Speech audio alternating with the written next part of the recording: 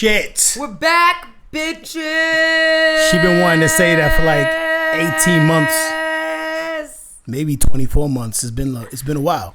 We're back, bitches. I can't say. Okay. You already know the vibes. Welcome to Ratchet and Woke. It is us. We are them. Unlearn the world. Lil MC, brought to you by Urban Remedy, Berry Hibiscus, and I'm just kidding. I'm just trying to get us a sponsorship. You don't give. No one's gonna buy the cow if you're giving away the milk for free. Slut shaming. Oh shit, we're back here. We're doing this. Can I see our faces? Yeah, we can totally see our faces. I just need to make sure I'm in the Complete frame. one man, one woman show. But not for long. The team is building. But, we just came like an atomic bomb. You didn't even know what was coming. We did no promo for it. We didn't do a pre-save campaign. No pre-production either. Like here. Just fucking winging it on a Friday. Yeah, whatever. Those are the best. Overproduced things are contrived. And we live in a society where people want to see the real you. But produced things work. That's true. Very well. We're underproduced. Very well. Well, let's get into it. All right, it's been a million years, but we're not going to just advance notice. We don't know what the cadence of this is going to be. We don't know if it's going to be every 2 weeks, once a week, on whatever day. So we're going to figure it out together. Y'all are going to let us know what y'all are into and what y'all want from us so that we can curtail and put together a really dope show in terms of the tea you want spilt, the subject matter you want covered, and some of the hot takes that you want us to give. Can I also say, that was very kind of you. This is also 90% for us. And I don't This is the therapy outside of therapy. Give a shit what you want, to be honest. Okay. This is because truth needs to be told, and truth shall be told. It needs to get out of your system. Yeah. It needs to get out of your body. It's like, I feel like I do a lot of things for the people. This is going to be for us. And if y'all want to join and listen and have fun. If you want to join the journey, you join the journey. You know what I'm saying? Ratchet and Woke. Follow us on Instagram. Follow us on podcast websites, wherever they are. Spotify. I don't even know. We've been Apple out the game Podcast. so long. Like, yeah, it don't matter. You know what I'm saying? But wherever you Pop find back your up podcast. like a herpes flare-up. Beach. There we go. And I will say this, please do not slide in the DMs asking to be a guest, because we are changing the format. This is no longer going to be an every week have a new guest interview. This is not a platform for you to get your shit on. No. This is a platform for us to If we get have our something shit we on. want to talk about, we'll hit you up and we'll let you know. So that's how it is. Or we'll just call you in real time and you can be a guest that way. You won't even see it coming. You know what I'm saying? Yeah, there will exactly. be regular people that we're going to call. So, every now and again. like Ghostbusters. Okay, let's get into it. Okay. So the first topic that I wanted to get into was we performed at Thought Fest. Yes. Shout out 60 East. Yes. Shout out everyone. Noah James. Shout out Noah Brick to Your James, Face. Brick to Your Face, Lisa J, all of the people involved, all the organizers. Shout out Firewater over there in Ontario. Not Canada. Being a dope venue. Can't go to Canada. It's This is the important only to know Ontario I can go to. Exactly. But yeah, Thought Fest was a vibe. 60 East really did his thing and literally put his foot in the whole curating game. I agree. That was one of the more curated and better curated festivals I've seen. I love that there was, we had skate culture represented, graffiti culture heavily represented, which I think is really cool. Something that I take away from whenever we go down to LA is like there's a really, really vibrant graffiti culture out there. So I'm gonna dance a little bit because the lights just turned off on us. I don't gotta dance. I make money moves. Hey. Why don't they know I'm here? I don't know. I think next time we need to bring it closer to the sensors or whatever. Or just get it to stop being on motion sensor. That too. These are lessons we're all learning. This is raw in your face. Ratchet and Woke. Right. No, but also just it was really cool that I loved the different stages that they had there and the lineup in it of itself. I was really excited because I've been a fan of Beans for a long time, so I was excited to meet her backstage, chop it up with her. Same thing with Apollo Brown. Apollo Brown by far is one of my favorite producers, one of my biggest producer inspirations. So to be able to chop it up and build with him and watch his beat set was really, really epic. And Coast Contra was fire. They just have such an amazing stage presence. Yo, like I'm trying to remember because like their whole vibe is throwback hip hop, and I'm trying to think about what group back then was doing the shit that they are doing. Like, I think it was a bunch of different groups. It wasn't one group per se, right? Like, they're like Wu-Tang. Tribe, kind of. And mixed with Tribe, mixed with, like, Das EFX even. Or something, kind of a little bit. I don't know. Das EFX to an extent, because I've seen Das EFX live shows, and their live shows have some, like, cool choreography kind of stuff that they do. But it's really their live show where their talent shows up. Pharcyde? Perhaps Pharcyde. Yeah, I've done shows with Pharcyde. Shout out with them.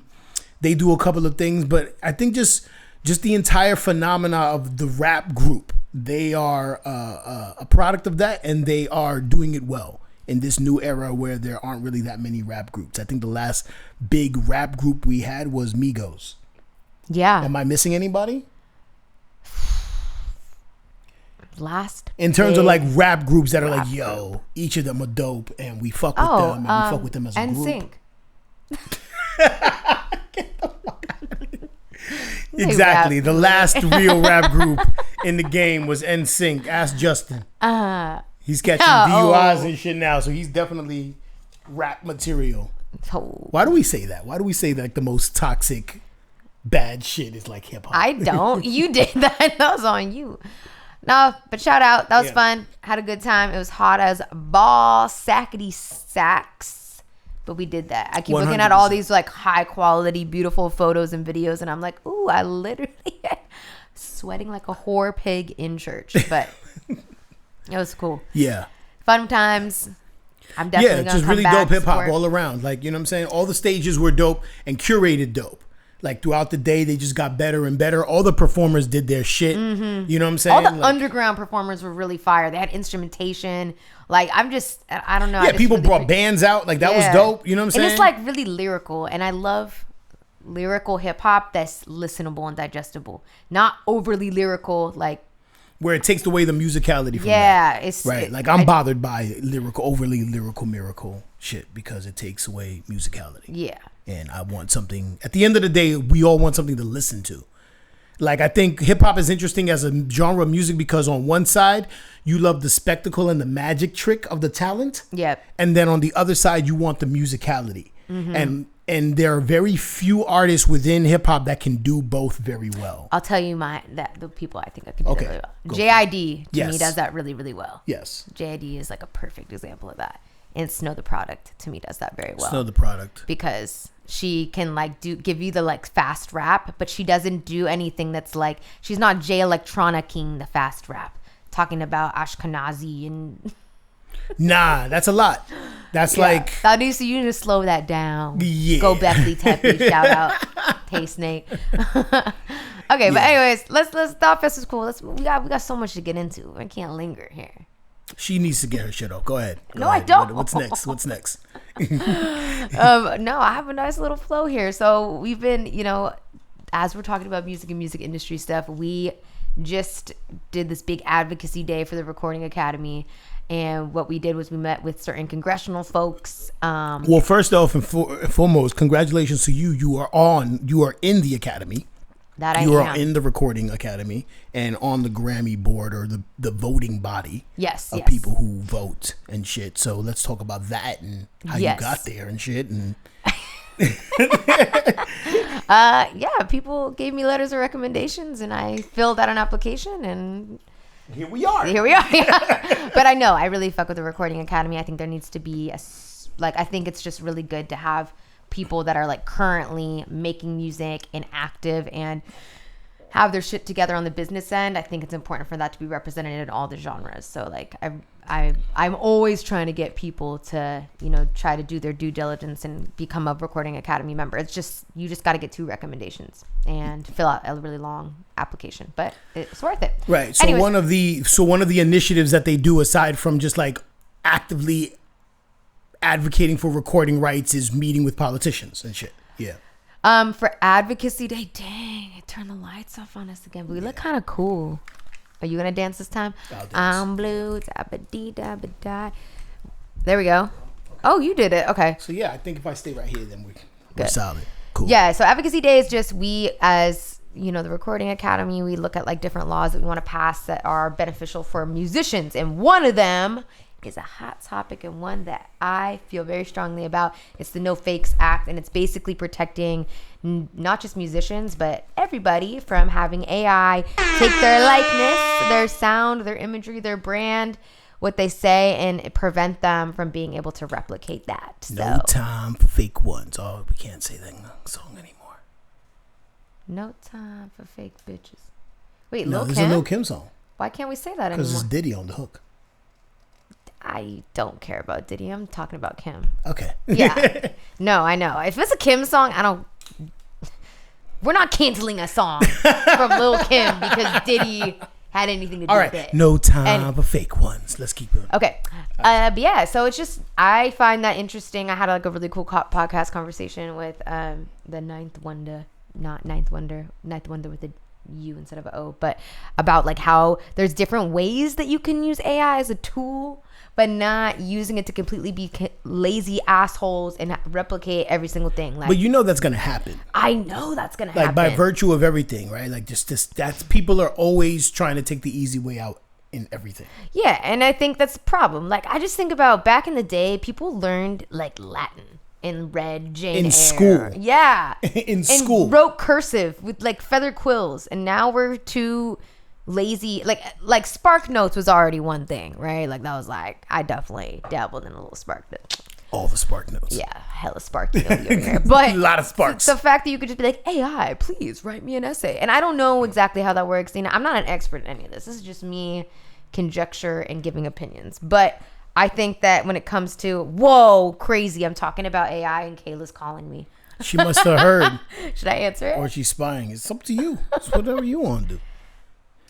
Kayla, me and Marlon are in the middle of recording our first Ratchet and Woke podcast, and I'm answering you live on the air, except for it's not live, but you're here on the pod right now. Oh, damn. I was feeling a call in, man.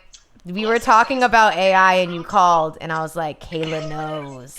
her AI told her. Am I being summoned right now? Dead ass. Now we'll get you on as like an actual guest to actually talk your shit, not through the phone. But we had to answer I'm hella it. proud of y'all, though. No, I'm hella proud of y'all. I can't wait for the next season of Ratchet and Woke. Oh, it's gonna be lit. It's all the tea's getting spilled. Yeah, a lot of tea. You're gonna get a lot of calls, Kayla. But you know, we'll do the thing where we. Grammy nominees in the house. No, we're gonna make you talk about all the tea, and we're gonna put like a voice changer on you, and then put you in the shadows. You know, like you can't say that we're gonna do that. They won't know. If they don't pay attention. All right, girl. I'll call you back when we're done. All right, sounds good. Have fun, y'all. Peace. That was wild. Shout out Kayla Love. Shout out, expert on AI. But yeah, no, it was just interesting. Like I think that something that we need to be like concerned about as creatives is like, do you actually want to learn how to make music? Because yes, learning, like people don't need to learn music theory to be able to be producers. You don't need to understand how to read music. But I encourage people to at least try. Like it doesn't hurt you to add that to your repertoire, you know? And it's never too late. I think that's the important part as well. You know what I'm saying? I don't think like people like Tyler, the Creator, who's an amazing producer in his own right. I don't think he came out starting knowing how to make beats the way he does. I think he took a moment to say, I want to learn music. And he took the time out of his career to learn music so he can enhance his artistry. So it's just because you already got albums out and you're deep in the game don't necessarily mean that you can't learn a new skill to add to your toolbox and really make things like work out that way. So yeah, no, but it's also just like I really want to encourage people to just be motivated to learn stuff. And read books, like, and write things down. Like, it frightens me, the state of the world right now. Because we teach kids and, like... I want people to read. Read a book! God. You can twerk and read. That is what the kills me embodiment is that of Ratchet and Woke. There are books that are out there that are, bragging that they are a New York Times bestseller. Oh, yeah. But that there's can't nobody be true. thinking about what does it take to be a New York Times bestseller? How many selling 10 books? Right, exactly. That's what I'm saying. Like it's such a low barrier for you to be considered a New York Times bestseller because you're not selling more than 15,000 books or some crazy. Like, you know what I'm saying? Like I mean, maybe you albums. are, but it's really wild. It's a crazy world we live in. Okay. Yeah, we got to dance. Make it dance. Make it dance. Yeah, I'll make it dance. I got it. Well, this next topic, we really going to be talking music industry stuff because that's what just really occupies a lot of our brain space aside from just random inklings. But the fact that all of these labels are buying up entire music catalogs. So you're talking to me about how Queen's catalog got bought out for like $1 billion, right? Yeah. But basically, to lease a Queen song, it already costs like $500K. So who bought it out? Atlantic? One of the major record labels. Okay. I don't know right off the top of my. I think it might have been Sony. Okay, Sony, so yes. to sync a Queen song for a movie, a commercial, video game, whatever, it's like $500K. So you're making back your Billy after it's synced like what? 50 I mean, times I think something like that. so. I shared with you a reel that the guy was breaking it down, and essentially he said because of all the different platforms and outlets that Sony has access to or owns, they can literally license this song in hundreds of pieces of content, whether it's commercials, TV, movies, podcasts. Like there's so many places where they can license the song that it's worth it for them to pay upfront $1 billion for the rights to be able to do that because they'll make their money back very easily. Right. You know what I'm saying? But it lends itself to the larger conversation of why have all these artists been getting offered and accepting these deals for their catalogs, right? Lil Wayne was offered a serious, absurd amount of money.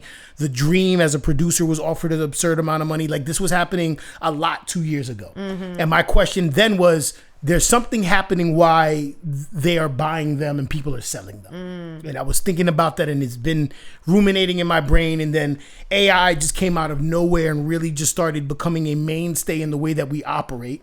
We've been complaining often, as often as the last year, how the record industry is moving into tech, right?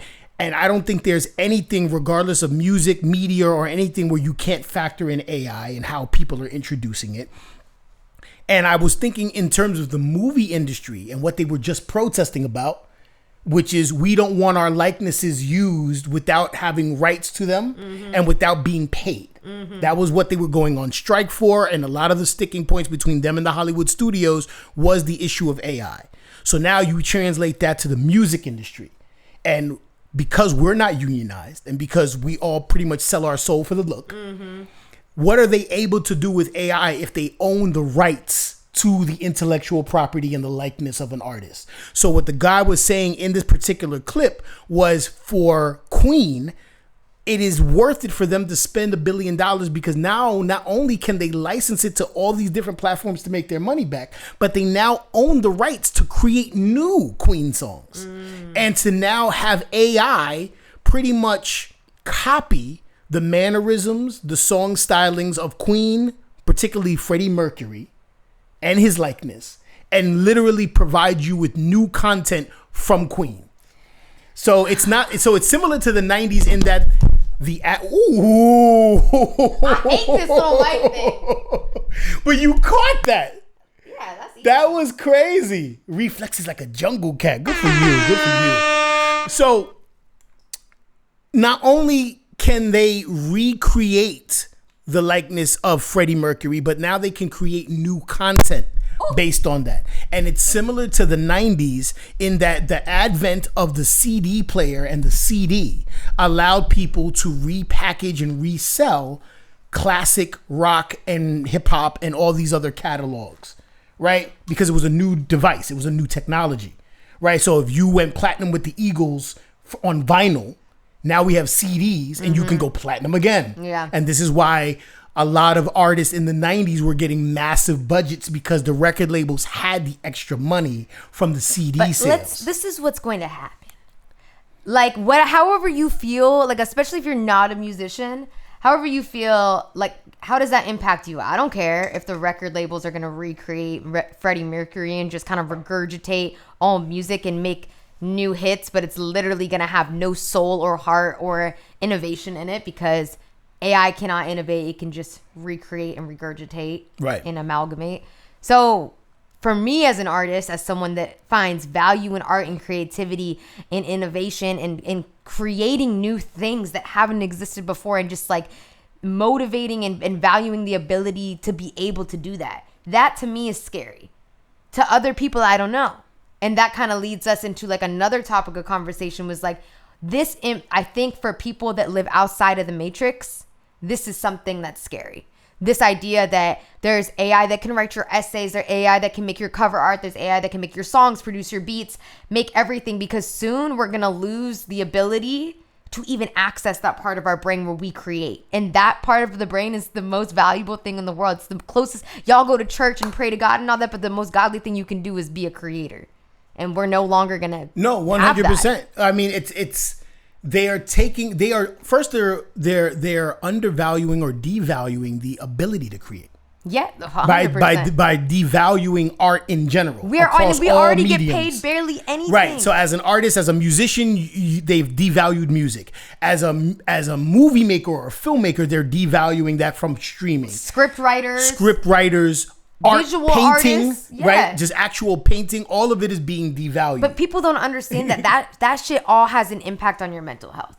Like the feng shui, right? The energy flow. Like there's a reason why you sit in a messy room and that shit fucks with you and it makes you depressed and it makes you angry. The same reason why certain music impacts you. But if you're not like if you're not around an environment where people are able to like create art and it's all being digitally made, like I just feel like that's going to impact humanity as a whole. I mean, it's all impacting humanity, right? Like we can see the rise of mental illness as we've been introduced to social media.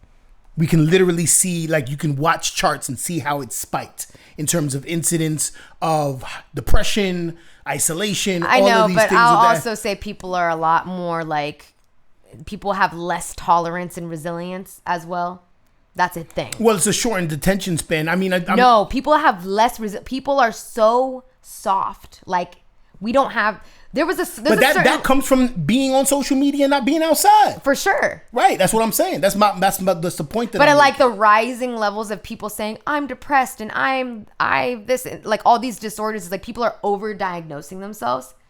Well, they're self-diagnosing. Period. Number one. But the point that I'm trying to make is, with technology comes different human behavior.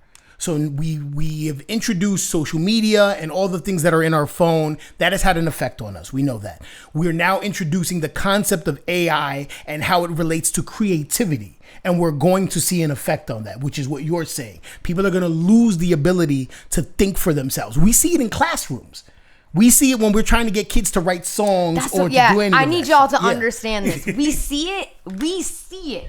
So back in the day, if you had someone come to your class, which you probably didn't because having hip hop teachers is like a rare thing that's just now becoming somewhat accessible. But say you were asked to write a story and you create an author name or something like that. Like, at least for me and from my recollection, like I came up with hecka stories. I came up with Little Potato. Shout out Elaine. It was a story about a little red potato who got cursed by a witch because their parents didn't pay taxes. But anyways, that was super creative. And then other people made up other offshoots of us. They were trying to do Miss Apple. You know, they couldn't think for themselves. But my point is, now you go into classrooms and you ask kids to think of their own rap names, and they literally can't think of their own artist name. They're like, can I be Jay-Z? I'm like, no, there's already a Jay-Z. Right. Can I be Lil Baby? There's already a Lil Baby. Like, you got to choose your own name. They can't even think that. Or they'll end up rapping stuff that like is already out in the world. It's just that I'm not familiar with because I don't waste my life on TikTok. So they'll find some TikTok rapper or some other bullshit and use that as their own. And it's not until people snitch on them in the class they'll be realize that. But it's really crazy that it's like, yo, you are kids. Like, you're supposed to be like overflowing with creativity, with innovation, with originality, and y'all haven't been have not been not conditioned but encouraged to create. You haven't been encouraged to create because it's not valued. We all want you to be a lawyer, we want you to go to tech, we want you to go, be create a startup or whatever, but it's like we don't think literature and poetry and music and all these other things are important. And I think it's just really, really sad. Like, we're gonna become, and it's not even just young people. Robots. It's like older people too, because the people at Hollywood, all they're doing is regurgitating older franchises. A&Rs too are like right? not even real like anymore. we're sampling shit from the 90s.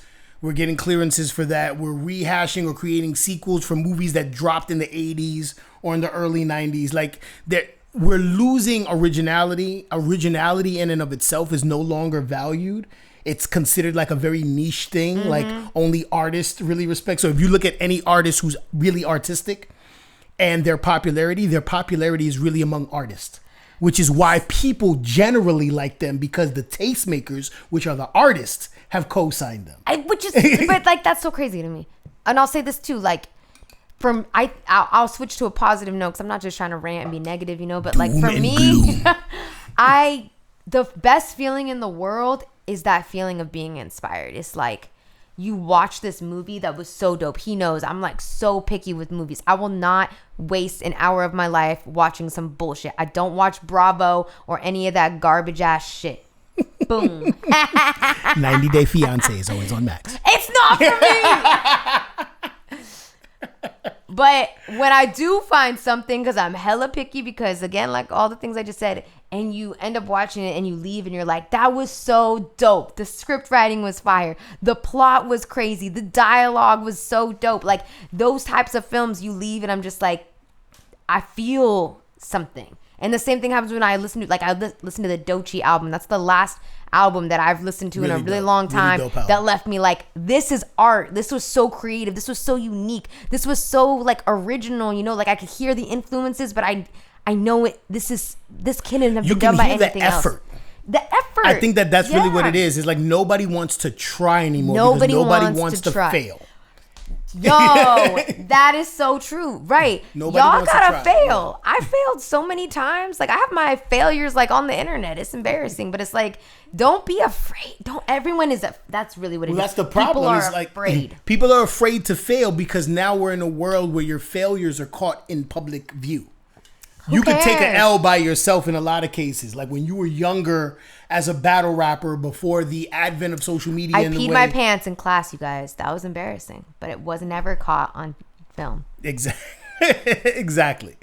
But now the whole world knows. I don't care. It doesn't matter anymore. I really don't. It doesn't matter. But for the kid who is peeing on themselves now, right? That can end up on social media. That can end up on YouTube, that can end up in a lot of different places, right? If you say something and fumble what it is that you're trying to express, all of that can be made fun of, ridiculed. Like, so people are just afraid to fail, and we are discouraging people trying. Yeah, I agree. What I mean? Like, I agree. It's really a interesting state of affairs. You guys, we just need to be creative. If we all can be creative, we can all escape the matrix together. Or y'all that are too afraid can stay in the matrix, whatever. And if you're tired of boring, whack, regurgitated stuff, then actively pursue better shit. Or invest in support. Like, I just think that y'all are pouring money into like Beyonce's country album and like Taylor Swift and what's that other Sabrina Carpenter. Because the world tells you it's fire. It's so fire. No, you guys gotta actually, like, you should care. And you should go find some, like, underground, undiscovered music and art and movies and, like, actually support that. I guarantee you these, like, super mega stars don't need your money. And I don't understand how people, like... I mean, superstars are gonna be superstars, right? The pop music industry is always gonna be there. There's nothing that's going to disrupt it. There's nothing that's going to undermine it. So you know who those people are and you know what their music's going to do. They don't need your support in the way that an underground artist with originality needs that support. They need you to buy merch. They need you to buy the album. They need you to share their music and their videos and all of that. And a lot of the support that they need costs you nothing. Period. Right? Like, you know what I'm saying? Like, but y'all would rather... What is she doing? I never know what she's doing. I don't know who they are. But it's like, it's one of those things where people will go out of their way to promote or repost a pop artist song or album or video as a way of saying, hey, this song by this popular person defines me. Right? Or they do it because of the FOMO, because other people are doing the same thing, as opposed to, nah, I went digging for this underground artist who I've never heard before, who is now my favorite person. I'm obsessed. Listen to their shit. That's how I am. Like that's how people should be. We encourage people to be that way, but also people don't like thinking. No, so thinking is curating and trying to find new artists requires a level of effort that most people don't want to do. Right? Just like people don't want to try because they don't want to fail. People don't want to try because they don't want to think. You know what I'm saying? Like it just takes a lot more effort, and just adding that little bit of effort will make your entire life a little bit more richer. A little bit more enhanced, but I digress. Speaking of people whose lives are no longer enhanced due to Diddy. Diddy diddled. And now you've been going like down a rabbit hole with the whole Honestly, situation. I'm not one of those. I have a lot of friends and people who give me the tea because I don't got time to go on it. I'm here for it if someone spills it to me. But the only reason I really bring Diddy up is because I think it's really interesting what we're seeing going on in the music industry as far as people getting exposed and canceled, and us seeing that this Illuminati cabal, right, that we've all kind of like been theorizing about, we're starting to materialize in front of our eyes and see that maybe a lot of these crazy people like Amanda Bynes who've been saying stuff for years, like maybe a lot of this stuff is true. And we were talking about a covert CIA operation called Operation Mockingbird, and I just kind of thought it might be interesting to draw some parallels between what's going on in the music industry and the CIA Operation Mockingbird. But I think it's media in general. So Operation Mockingbird was an operation where the CIA was working with Hollywood as a propaganda tool. They were giving them things to write about. They were recommending things to put into movies and all of that. And it started a little bit after World War II.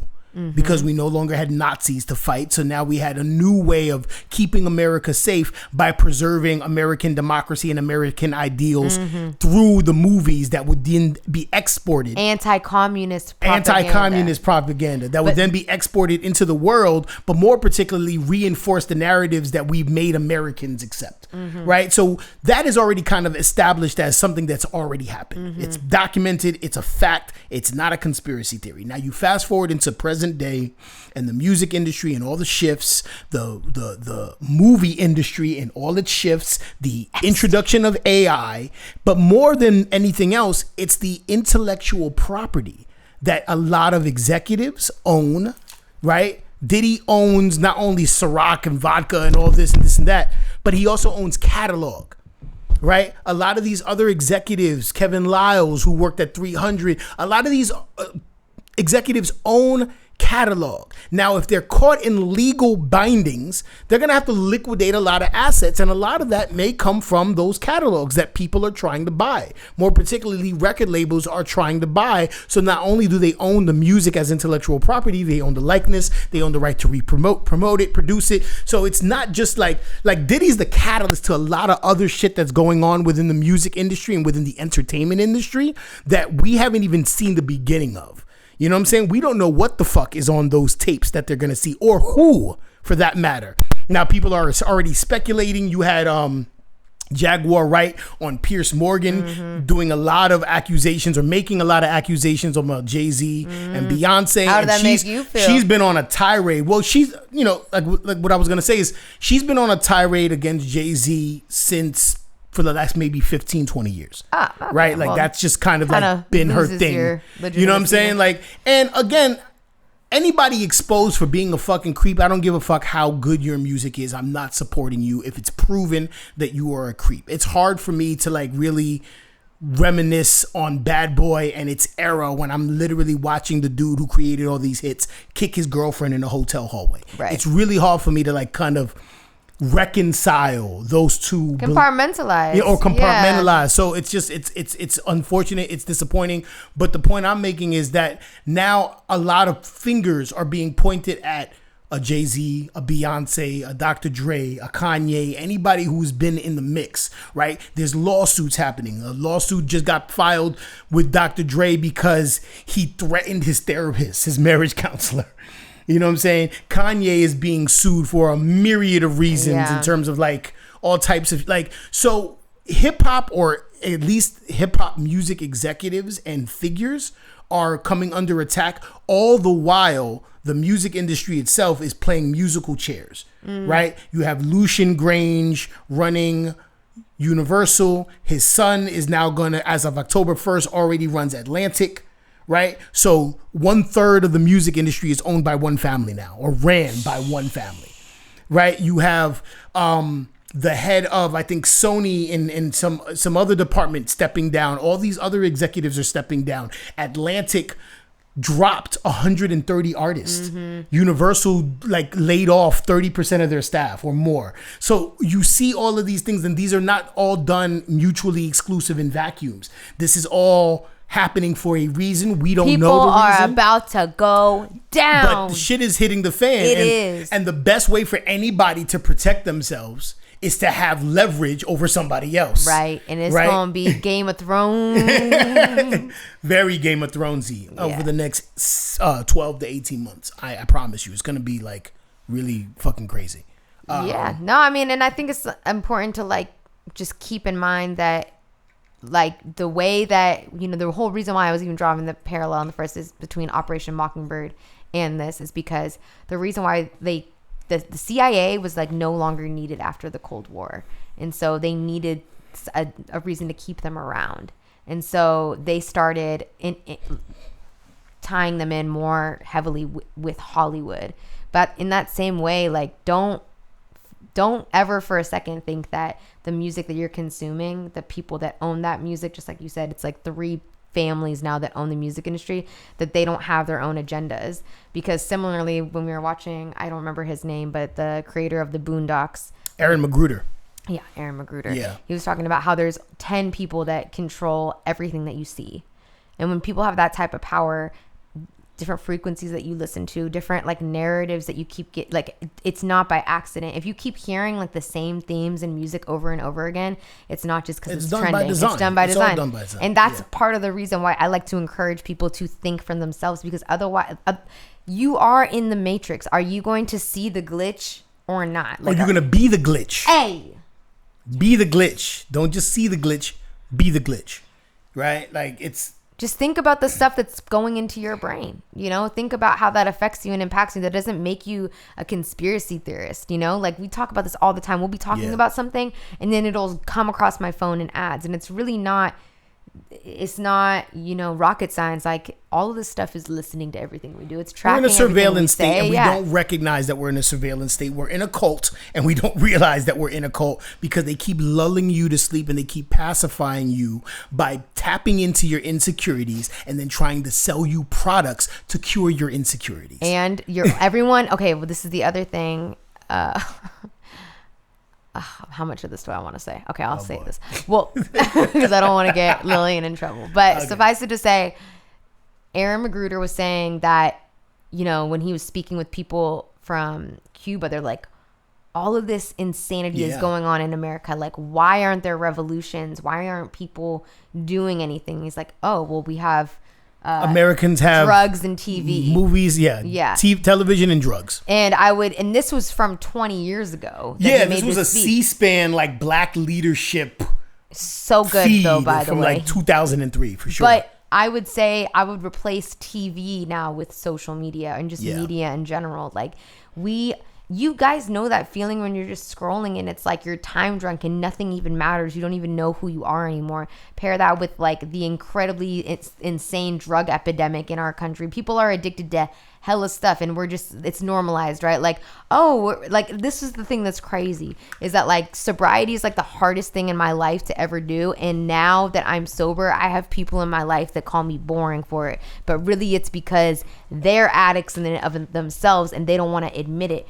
So we've normalized addiction. So when you're in a space where like you have all of this stuff constantly trying to distract you, pull your attention, you no longer have the attention span to do things like read a book and all the other stuff we've been talking about. And when you're sedated because you're addicted to Adderall and alcohol and all these other opioids and stuff like that, nothing cares. You're not motivated for revolution. So this is all by design. We're all just sedated sheep. We can't think for ourselves. So and you're not motivated for self-revolution, right? You're being pulled. Your attention is the most valuable currency you have. I said this years ago in a reel, right? Like For a 30-second TV spot as a commercial, not only is it super expensive depending on where you place the commercial, right? So that's already at a premium. But the cost of the commercial itself, for 30 seconds, they spend easily $500,000 on a set or multiple sets, actors, music, all of this stuff is going on. So the production value of your average 30-second commercial in America is anywhere from $25,000 to $500,000. Then you have to buy the ad space. So that could be another $250,000, like, $500,000. So what does that tell you? It tells you that the value of your attention for 30 seconds is in the millions in terms of the value. So if all of your attention is being driven away from you externally, you no longer have time, patience, or even the wherewithal to bring your attention inward. Okay, so I love that. So again, let's switch it to the positive because it's like so easy to go down this from negative rabbit hole. I know. I'm gonna get a sound tag for that. I know. What else have we got? I never know what she's doing back there. Making meatloaf. Okay. Oh, you made me lose my train of thought. Oh, okay. So if don't for a second think that, this, I'm watching a commercial. How does that impact me? I don't care. I'm not going to go buy Doritos because there's a Dorito commercial. You will.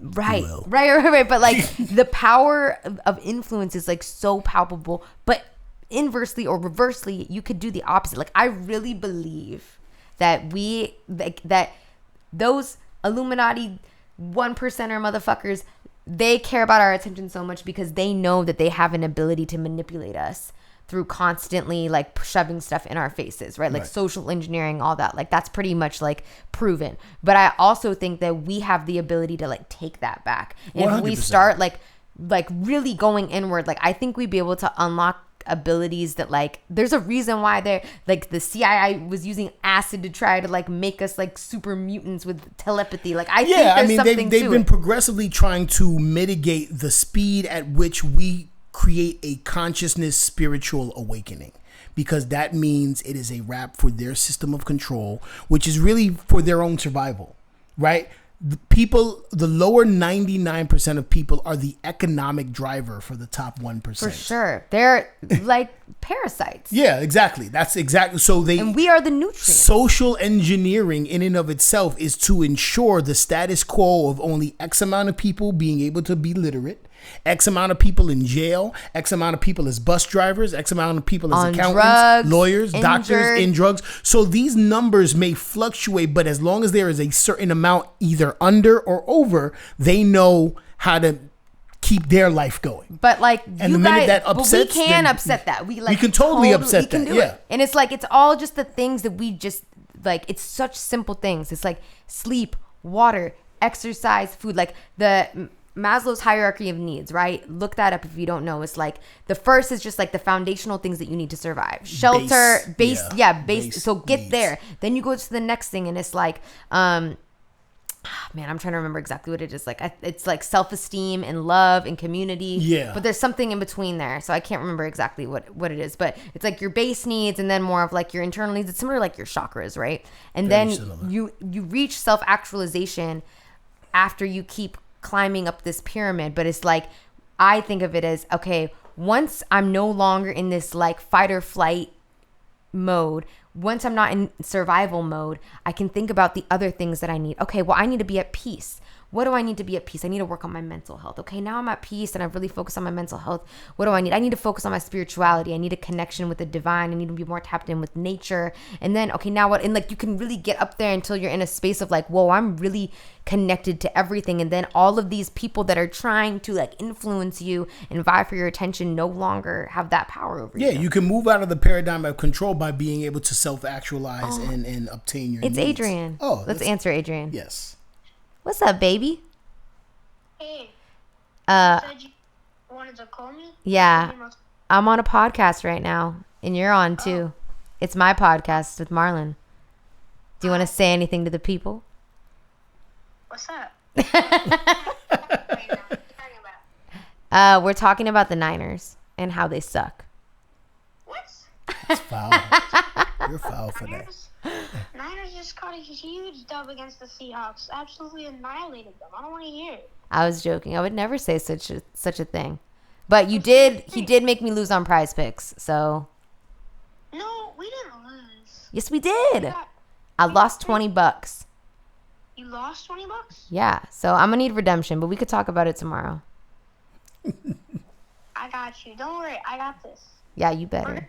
Or no birthday party for you. Just kidding. I love you. I'll see you tomorrow at your football game. All right. Adios, mi amor. All types of threats. That's how we live. But what was I saying? We were talking about Maslow's hierarchy of needs, and I'm gonna pull it up right now. No, I think it's important for us to get there, but I also think it's really important for us to create and facilitate the spaces for people to get there. We can't just rely on the conventional conservative talking point of individual responsibility when the things that are holding us back from self-actualizing are very much systematic. Right. So you can't just say, oh, yeah, if anybody. So it's a matter of how do we start facilitating spaces where people can get some of their base needs met, and then whatever needs are up the ladder, create other networks and facilities and opportunities for those needs to be met, and then a greater network of people to meet the other needs, and so on and so forth. And how do we then coordinate the efforts? Right? That makes me think of it's work, and it also goes into the thing we've been talking about people not wanting to put effort in. And I get it because I was the rock bottomest of the rock bottom. I'm not coming from a space of just why are people so fucked up? Lowest I of the was low. the fucked up one for a very, very, very, very, very long time. But I think the way to motivate yourself is you have to have, number one, something that makes you want to live, something that you care about. You need motivation. I don't want to say hope. You need that. You need a goal. Well, you need to feel like you have a purpose. Is what I was getting to. You know, so it's that's why I think creativity is so important, because it does not every kid that we teach is going to become a rapper. It's not even about that. It's just about them feeling empowered to have a voice and feeling like their art and what they create is valuable. That can make them be an architect or a graphic designer or anything. It could all lead from just having people around them, supporting them and telling them, encouraging them to create, because then that leads to you discovering what your purpose is. It leads to you just being motivated, getting right? them into the habit of working towards something. Yeah, exactly. You know what I'm saying? Having wanting something to achieve work towards something. Yes. And then also the resilience to be if you I get this all the time where it's like we're saying, everyone's afraid to fail. Nothing is gonna sound amazing right off the rip, we often have to coddle these students and be yo, you're not a singer. You're not gonna sound like T-Pain with the auto-tune just from your first take. Exactly. Why do we need to coddle everyone? It's okay. The imperfection is okay. That's what differentiates us from AI. And eventually this is gonna be the only thing that people want to hear, because everything's gonna be so robotic and perfect. People are going to fiend for that imperfection. People need human moments, and I think that's why people go to live shows, because they can see humanity play out. But then it's how do we facilitate an environment where that humanity keeps going, right? It's not enough for you to find your humanity in the vulnerable part of a performer performing, where you feel connected to not only the audience but the performer itself. That's great. It's great for the performer. It's great for everybody there. But when you leave that building, how are you feeling about your humanity? Right. Are you going back to the 9-to-5 job so you could be the fucking robot? Or are you taking something from that show, from that experience, and holding on to it to give you that extra oomph that you're going to need to kind of navigate through the bullshit? Right. You know, so it's the more opportunity we can have to facilitate, and I keep saying that word, but it's important to kind of create these spaces for our humanity to come out and for our guard to be let down, just to kind of just be vulnerable. Aside from therapy and aside from counseling or any of that, just where are those spaces where we can just be okay, I'm tired of putting on this book and this bullshit mask. I'm tired of wearing the Clark Kent glasses. I just want to be me in an environment of other people who want to be themselves and just kind of be human.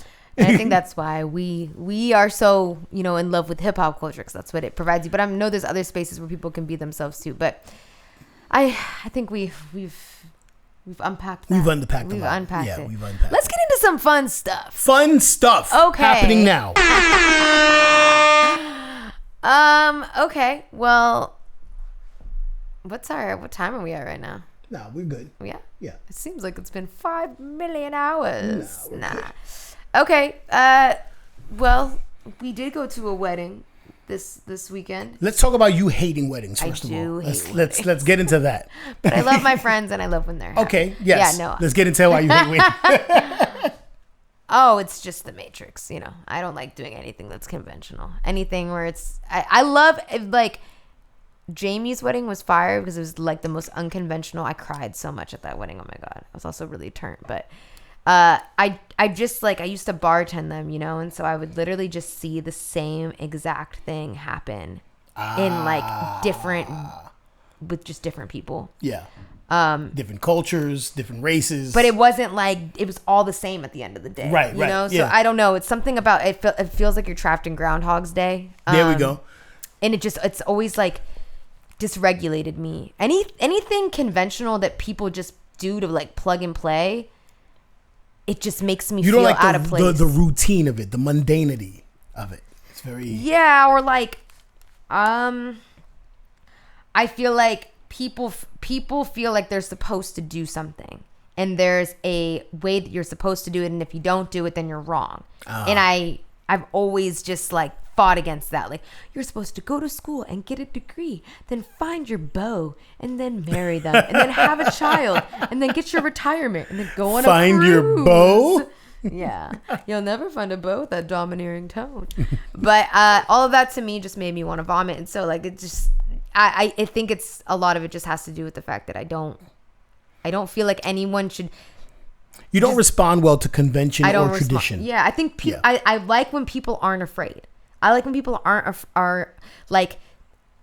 brave enough to do something that nobody told them to do and they just did it. Like, that to me inspires me. That to me makes me feel comfortable. Like, I also don't like situations where I'm going to be forced to talk to people about like small talk. Like, don't ever small talk me. I hate that shit. I don't want to talk about the weather. I don't want to talk about sports. In most cases, I don't want to talk when about someone sports. Like today I was just going to the store. I was going to Whole Foods and these people were like, I like your hair. Did you do it yourself? And like the tone of them, like normally I'd be like, oh cool, like whatever, but I could just sense something. And then on my way back I was like, oh, they're trying to sell me something. They had a little table up. I didn't even like go near. It's like that, nothing about that was genuine and sincere. Like I could just sense the insincerity. Right. And so like when things aren't like, when people are coming up to me and they're just like, so you know, how the kids doing? Like, what are you doing these? It's like, no, especially people from my past that like I know already have like this weird judgmental perception of me, you know? So then there's like my core friends that like I love and stuff, you know, but like general outside basic, of that, right. I don't take me to anything the ancillary formal. Community outside of those. I don't like to be in like spaces where you have like, no, I won't. Well, you have to force politeness. And it's like I gotta wear like stuff that's not me and like behave all like bloody blue. Like I don't know. I don't like having to She doesn't like to be a prim and proper lady. Hell no. Hell no. And yeah, but I think celebrating love and people, you know, and it's cool to see that, you know, like it's really sweet to see people that like find their person, you know? And I love that. And like people's families are happy and parent, like that's beautiful, you know, like and people speaking their, like I love all that. It's just like the dog and pony show of like the wedding to me. Are you with the groom side or the bride side? Oh my God. Nah, someone said some shit like, whose side is the cowboy on? I was like, the cowboy is basically my brother. And I said it all like defensively, and they weren't even being rude, but I was just ready to like pounce like a wildcat. Don't talk shit about the cool looking weirdos. Was it judgmental in the way they were saying it, or they were like, ooh la la, like who's the cowboy? No, it was like. And I will add that the hat was your hat. Yeah. I just want to for context, it's important to know that hat was your hat. Hell yeah. And it was doing wild things to people. Yo, it was. Like it was. I bought that hat in Mexico as like a joke.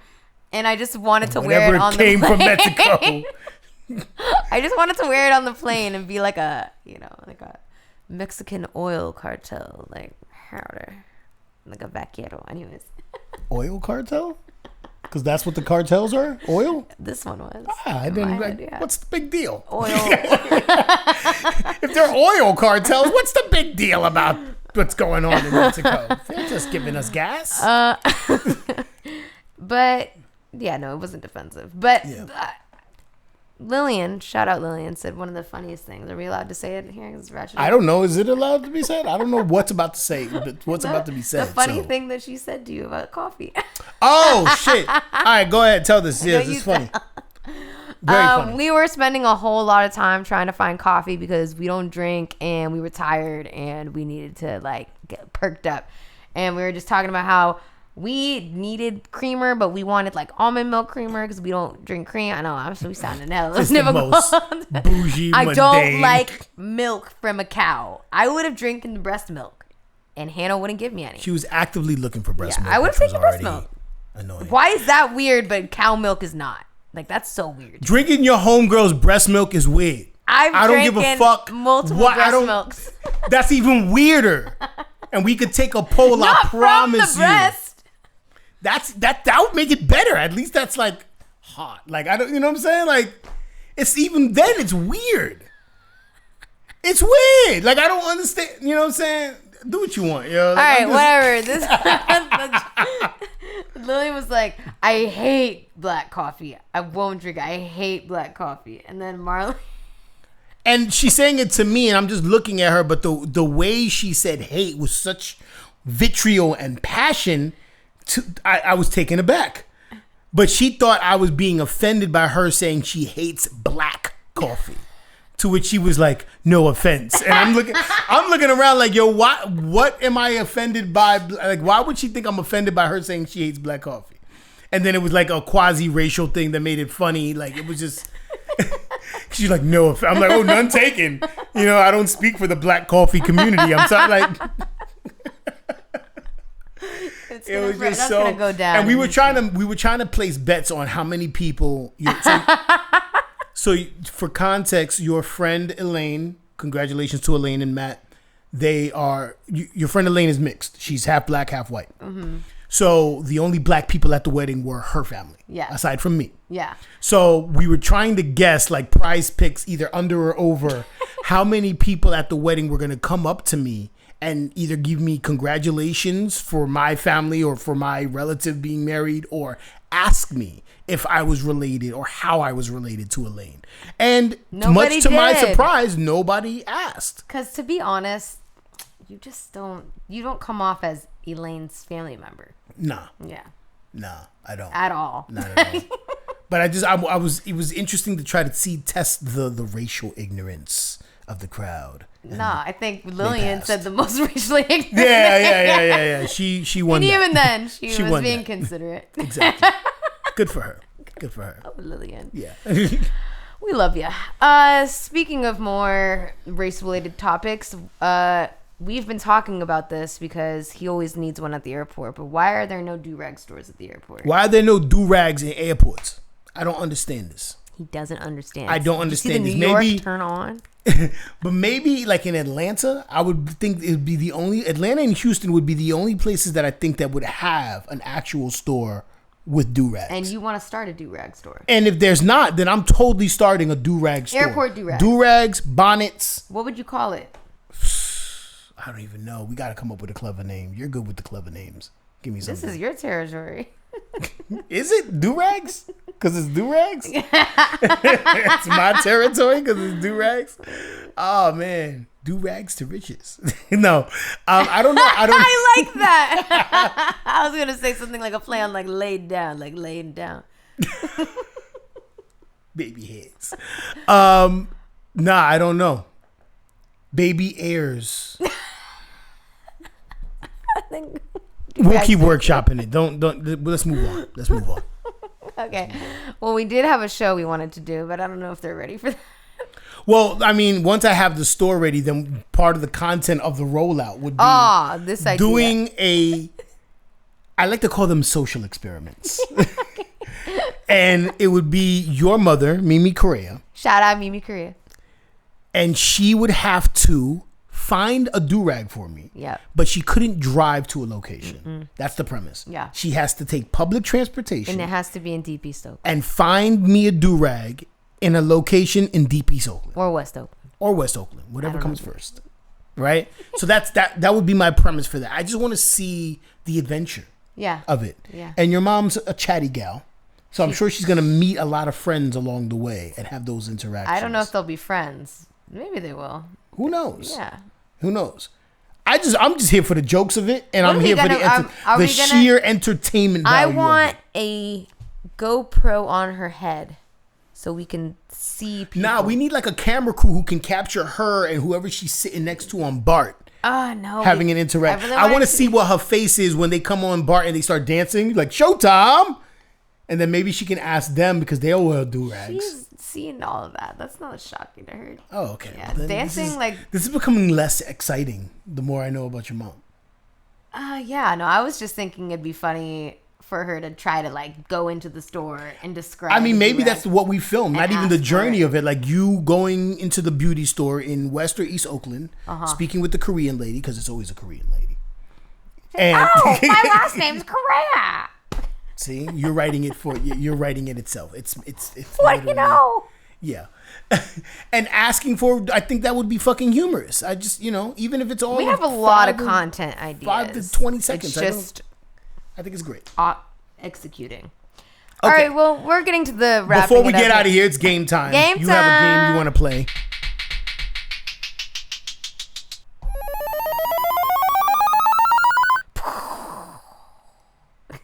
Let's go for it. Lillian texted me too. She knows. Everybody we've talked about has called us. So scary. Okay, this game is called Who is Responsible for Sinking the Titanic? Ooh. We love the Titanic. We watch it all the time. We quote it. Look at me, you filth.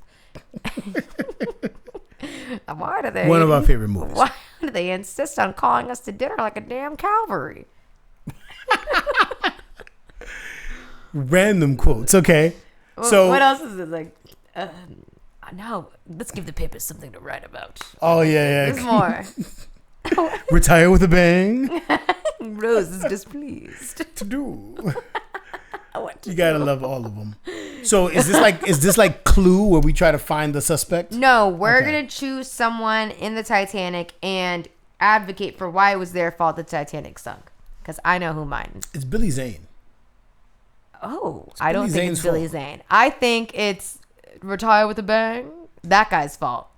Because he insisted on making the morning papers. We all know about her size, but what about her speed? So here's why it's Billy Zane's fault. It's not his fault. He's just an asshole. Let me cook and land the plane. All right, do it. All right. It's Billy Zane's fault because Billy Zane's demeanor as an entitled, spoiled white man who's about to inherit a fortune and narcissistic made him very unpleasant to his soon-to-be wife, Beyonce. Oh, shit. Which made her then find interest in another lad, which made them rendezvous and romp around all of the Titanic to the point where they were on the front of the Titanic and caught and distracted the guys watching them from seeing the iceberg that was going to come. Okay, that's pretty good.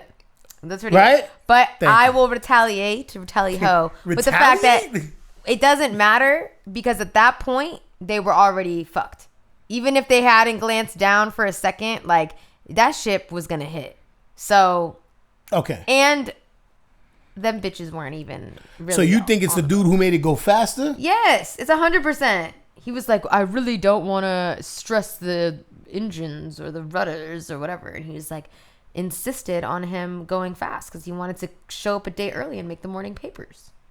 And that's why they couldn't slow down as much. That's why. Because they didn't have time to slow down. We need to make a poll. Okay. So people can hear these explanations. Yeah, people can hear these explanations, and then we will put out a poll on Ratchet and Woke on who they think is responsible for the Titanic crashing into the iceberg. Was it Billy Zane? Walrus mustache, bruh. That's a little biatch. And what else did he do? I can't wait to produce this reel. I really can't. What was his what else did he do besides say the that? Actor or just that? In the movie, what else was he known for? That was it. That was the biggest scene. I know. He to get on the boat and escape. He did something bitch made. Oh, it was hella bitch made. He waited until the officer turned his back and he hopped on the boat. Yeah. Mm-hmm. Yeah. And then Billy Zane was like, please, I'm all she has in the world. Yes. With the fake child that wasn't. He's like, shush, shush. That's fucked up. I'm with a child. I put the coat on her. This was a fun game.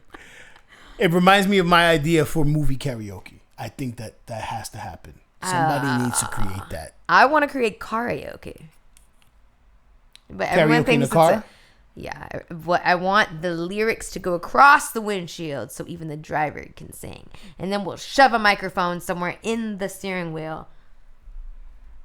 And the car will crash.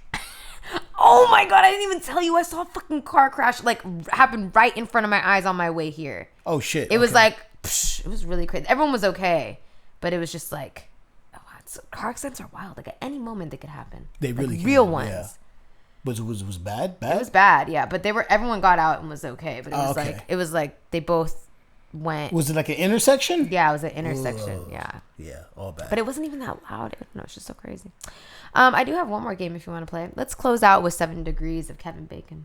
Isn't it 6 Degrees of Kevin Bacon? And I don't want to do Kevin Bacon. Let's do someone else. So not 7 Degrees or 6 Degrees of Kevin Bacon. Let's do 6 Degrees of Leonardo DiCaprio. Got it. All right. And what do we have to? What do we have to? We have to attach him to something in 7. You have to name a random actor and then try to connect movies to Leonardo DiCaprio. Okay, great. 6 people. Okay, yeah. Let's do it with Amy Poehler. Amy Poehler? Mm-hmm. Okay, so Amy Poehler. Let's do Leonardo DiCaprio was in Don't Look Up.